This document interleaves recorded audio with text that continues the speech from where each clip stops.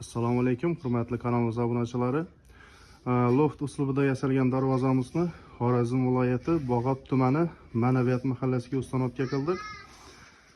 Bu darvozamiz uchun neobishli bo'lgan qo'l ushlagichlardan foydalanganmiz. Ko'rib turganlaringizday chiroyli bo'lib chiqqan.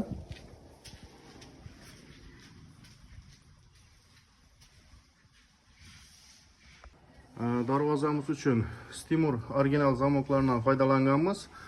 Darvozamizning ochilib yopilishlari har doimgiday 5 shumli ochilib yopiladi. Hamma joyini rezinkalari ishlagan holatda. Darvozamiz uchun rom qismina 8x4 profillardan foydalanganmiz. Darvozamizning tiyina keladigan bo'lsak, обязательно shviller qo'yilgan.